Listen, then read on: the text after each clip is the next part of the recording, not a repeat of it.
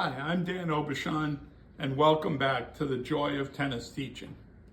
Last week we talked about how to hit the volley, and thanks for your comments. I'm glad a lot of you enjoyed the catch concept.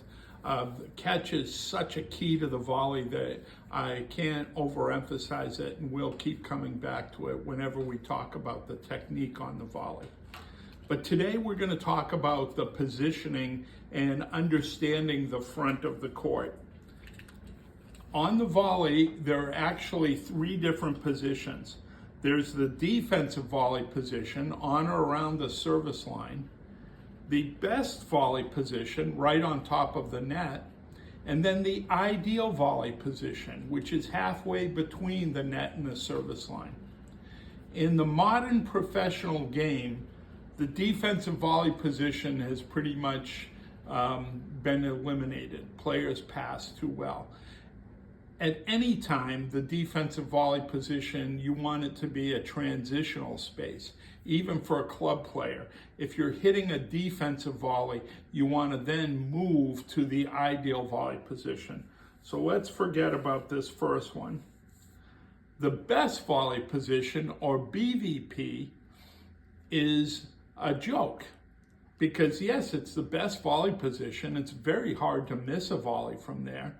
But if you are in the best volley position, your opponent has a very easy solution. All they have to do is lob it over your head. So we'll get rid of the best volley position. That leaves us with the ideal volley position. Why is it ideal? It's ideal because you can move forward if you want to put away a very soft ball, or you can back up to cover the lob with an overhead smash. So understanding the ideal volley position and realizing that that's your home base, very much like playing around the baseline as your home base for ground strokes, is a real key to playing the net. Before we get into more understanding of the ideal volley position, I want to talk about a couple of things that drive me crazy. When I talk to modern players, there are two things that they tell me all the time that I disagree with.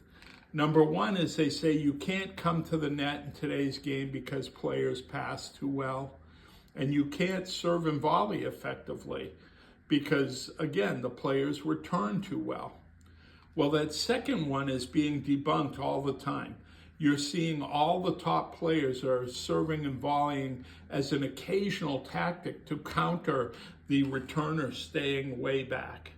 If the returner is going to stand too far back in the court, then if you can move in and hit a short volley, you've got a major advantage. Coming to the net is also doable in today's game, even though I do admit players pass very, very well. But the geometry of the court has not changed. The secret to understanding the approach is that the goal of the approach is to get you into position for a volley before your opponent has the position to hit a pass. One of the biggest mistakes we see all the time is a player gets a short ball, they end up hitting it cross court, the dotted line, and then they run in and they get caught and the passing shot goes up the line. There are three problems with this cross court approach shot. Number one, if you hit it with topspin, you end up stopping your feet and hitting and then trying to restart to close into the net. Number two is because you're hitting that ball topspin from a stationary position, the ball gets over to that side of the court too quickly. And number three is the topspin shot bounces up into a very good hitting area for your opponent. Back in the 70s, when I learned how to play, you hit the approach shot underspin down the line so it stayed low and you got to the net position before your opponent could hit the ball. The real big secret today is understanding opponent awareness and making sure that your approach shot makes your opponent move.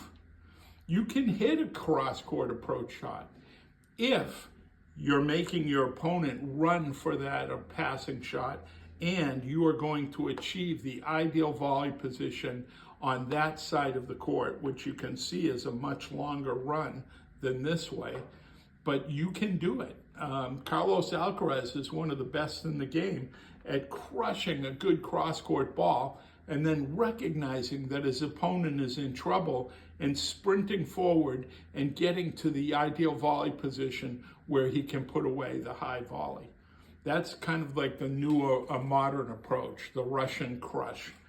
But you can still position an approach shot to get yourself at the net with underspin or topspin, as long as you remember the key thing is to make the ball get to the opponent after you have achieved your position at the net. You've got to time it out so that you are getting your position at the net before the ball can be blown past you. When you watch these approach shots in modern tennis today, if you're watching tennis on TV and you see a passing shot go flying by and you say, yeah, Dan's crazy, these guys pass too well. Watch where the player is when the passing shot goes by. You are going to see so many times the player is in the center T position, in the DVP position, when the opponent is hitting that ball up the line.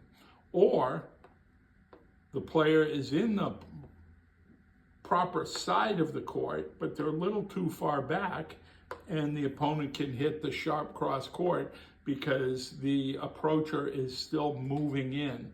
They haven't achieved that position at the net. So I hope that makes some sense to you all.